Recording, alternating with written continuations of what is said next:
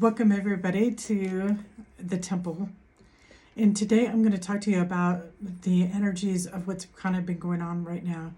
We in America are kind of going through that. We need to kind of rescue each other.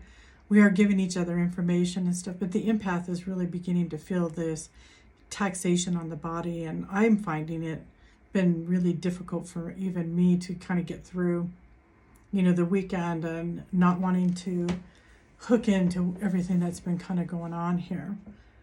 And for years, I thought healing other people was going to save me in some way. And so as I start to understand that we need to do things a little bit differently, the sensitive, the people that are empathic, Carl Jung talks about it, that we need to embrace the shadow aspect of ourselves, but it's for us because we've been trained to pay attention to what was going on in the house before we went home. We were trained to pay attention to our partner's energy. When we went into our boss, it doesn't. We're trained to figure out what their mood is before we even get into office. Doesn't matter what it is.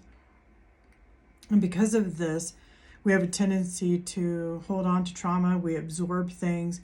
We can stop doing that. And I'll be teaching these classes and stuff. I've got links in the bio on stuff that you can start doing for yourself. And, healing begins when we stop rescuing, we start witnessing other people's pain and just start going, well, this is interesting. They need to go through what they need to go through. But majority of the friends and family and people that end up calling us majority of the time also want us to fix their problem. So we need to start to witness. We don't need to save anybody, and the only person that we need to be saving is the inner child. I've gone all the way back to an inner child that I didn't even realize was there, was doing a meditation with Jeffrey Allen from Sedona. And as I was in the dark, in the subconscious, I found a non-speaking aspect of myself that might have been about 2. Now she's an avatar. She is out in the darkness and stuff because she had been living in this dark place of no light for a really long time, and now there's color in her life. She's 18 feet tall, and you got to just love that aspect. So when you start to look for that type of light, start looking for that inner child that you need to be rescuing, you'll start to change things because now you're rescuing the one that needed to be rescued and heard and listened to, because we put that to a side to keep ourselves safe when we were younger. But now we're adults and we are still continuing with that pattern. So wouldn't that be awesome not to be continuing to do these patterns that we've been so trained so well? I mean, I've been raising myself since I was, I guess, 4 years old.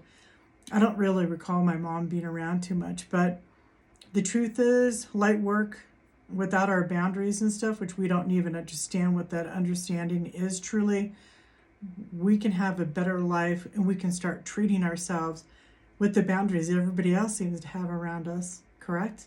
Have you ever noticed that you got people that are going, oh yeah, I've got boundaries. I mean, I have gone to situations where I've driven down to a certain place, it takes me an hour, I have no phone coverage and stuff, and arrive and they're like, well, I already made other plans and stuff, even though I knew you were coming down and it was going to take an hour to get here, but too bad, so sad.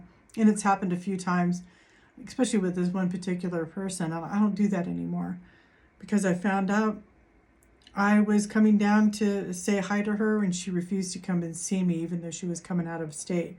So over time, we start to see patterns that we can start to change. There's some links below on classes that you can take. I'm not charging arms and legs and doing the guru prices that everybody else does, the $19,000, programs and stuff like that. So I'm looking forward to creating this community with you guys and looking for some new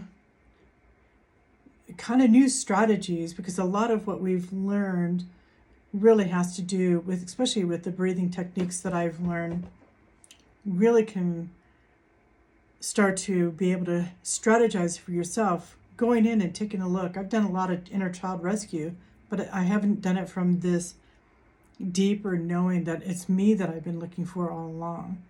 And I've been rescuing everybody else's inner child, especially with the way I was trained in healing, the way I was trained in stepping into people's karma, and all these things that I had learned.